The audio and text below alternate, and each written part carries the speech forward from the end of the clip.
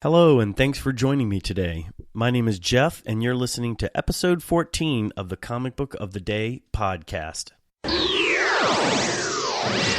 Hello, and welcome back. Today's comic book is Simpsons Comics number 1, published in November of 1993 by Bongo Comics. This is a Matt Groening company that was founded by Groening and a handful of people in the early 90s, 93, as a reaction to the grim and gritty landscape of comics in the 90s. So I remember when this comic was released, and I probably bought a handful of these comics, and that, I believe, is the problem. I believe that is probably an admission that I should keep to myself, but I think in order to be completely transparent, I will readily admit that I speculated on this book. You win some, you lose some, you mostly lose some, you lose a lot, and this was no exception. I think at the time, much has been written about the early 90s and comic book speculation, and I don't think that the hype can be overstated. And this was one where in a world of Valiant comics and Image comics and comics that would come out and would, be $100, $50, $60, $75, $100 in a month. The speculation was running rampant at the time. And in 1993, this was sort of smack dab in the middle of comic book speculation world, and I probably have, thankfully, been able to unload most of the copies that I have of this book. I still have one or two copies left. I think Simpsons, this is the comic book. You can go on comicbookoftheday.com and see this book. This is the comic that had the Fantastic Four parody, the Fantastic Four #1 parody cover. I know there was another Simpsons comic that was published maybe around the same time, or maybe it was published a little sooner than that, but it had Bart on the cover, and it was polybagged, and it came with a poster and whatnot. And I've of course, since then, I've taken it out of the polybag. I am not a proponent of polybags. I'm not a big variant cover buyer. I'm not.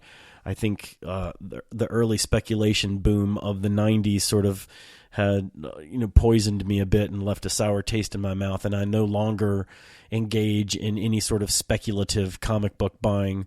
I don't buy variant covers now. I don't. Okay, I'll take that back.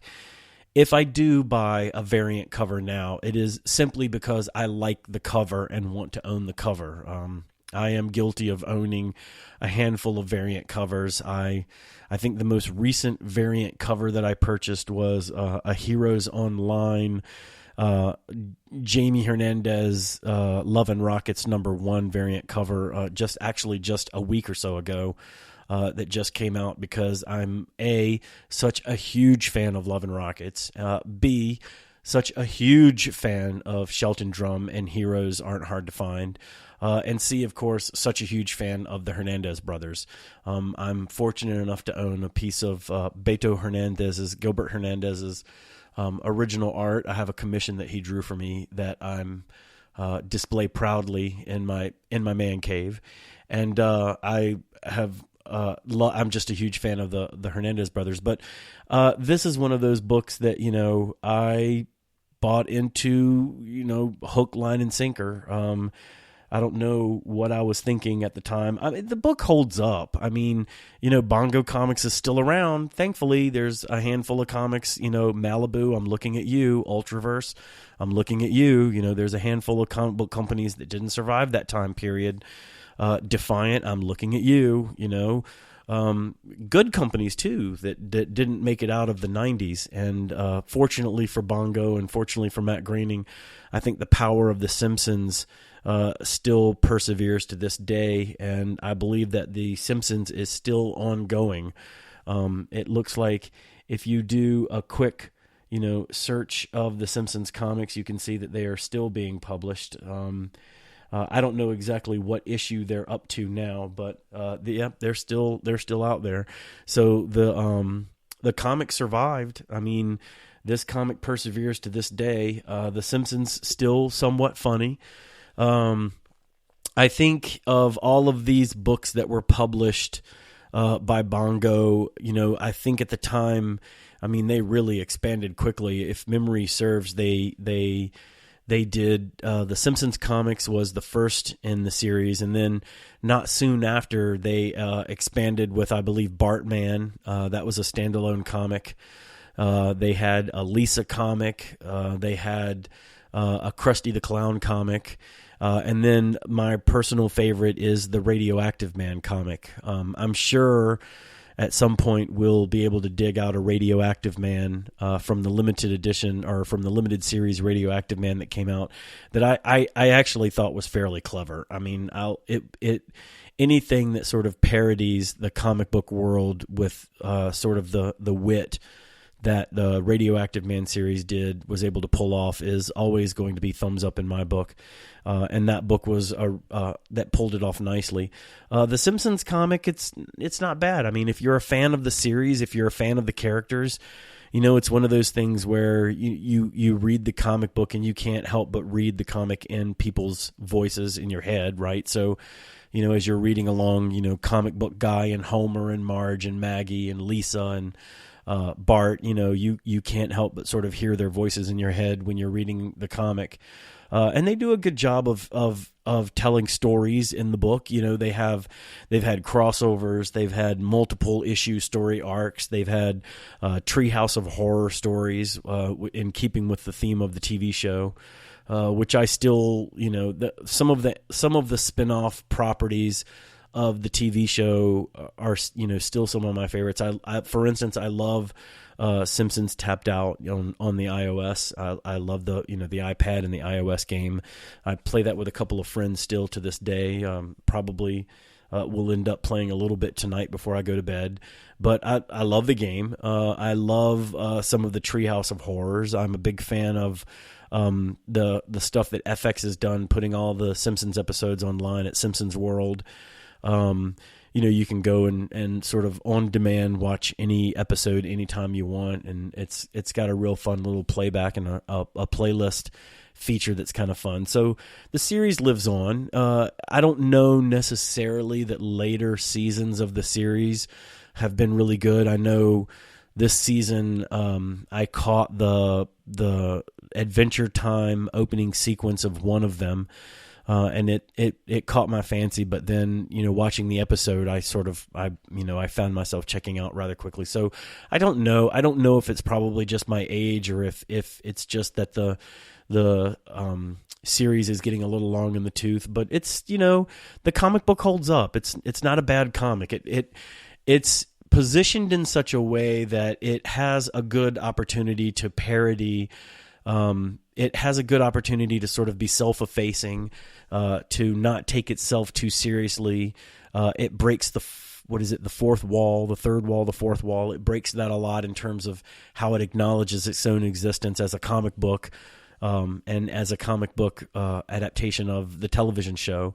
So it's very self-referential in that regard. And I think a lot of times you can go back and reread some of the comics and they hold up pretty well. The stories are kind of well written and they're solid. So it's all in all, it's not a bad book. I think it's just when I see issue 1 and I look at it and I know the context in which I purchased that and probably half a dozen of more of them, I can't help but sort of be reminded of a time when we all sort of bought into the hype of comic book collecting, and, a lot of us got burned. A lot of us didn't make it out alive. That's a little bit hyperbolic, but a lot of us didn't make it out without sort of losing our shirts on some comics and speculating and things like that. Turok, Valiant, Image comics that were, die cut, hollow foil, holographic, reflective, gimmick covers and the height of the Image popularity, Spawn, everybody was going to send their kids to college on Spawns. So, you can't look at Simpsons Comics #1, published in 1993, without sort of feeling a bit of guilt over owning it, and sort of being transported back to a time when, everybody was a sucker and everybody was going to get rich off comic books. So, I mean, it still holds up, still a decent comic. It's still something that I would, probably at some point in the future may go back and pick up and reread again. But I've got a couple of copies of it. It's there. I know that if I ever needed to sell one and keep one, I could certainly do it. I don't know how much demand there is for these books yet. So, but all in all, it's not a bad book. It's funny. The art's definitely on point. It's something that when you look at it, it definitely is reminiscent of the comic book. It stays very true to the comic book.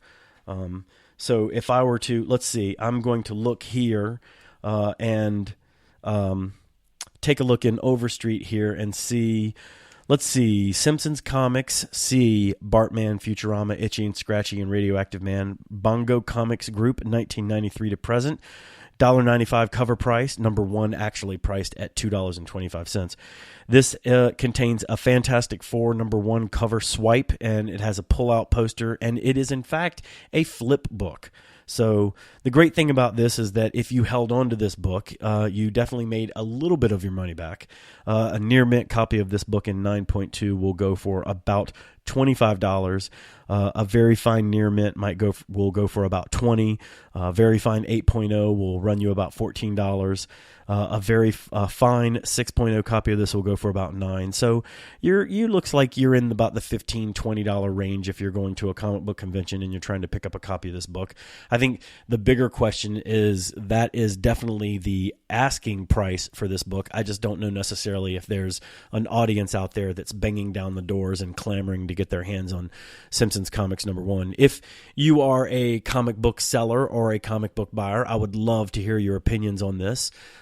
Feel free to run over to comicbookoftheday.com and leave a message or leave a comment and let me know your opinion on this book. I would love to know if anyone is buying or selling this book, or if they're seeing any activity on this book. I would love to know if people are successfully selling this, or if this is hard to find at conventions. I'll admit I haven't really dug around or tried to find one of these at a convention in probably well over 20 years or so. I think this book is in 1993. This book is already 23 years old.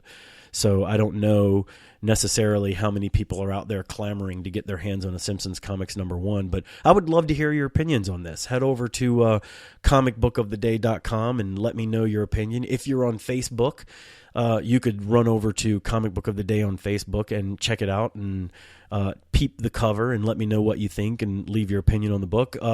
We're on Instagram at Comic Book of the Day, and we're on Twitter at CB of the Day. So love to hear your opinions on this book. Reach out, let us know what you think.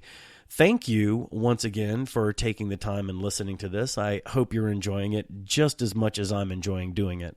And until we meet again, have a great day. This is Comic Book of the Day.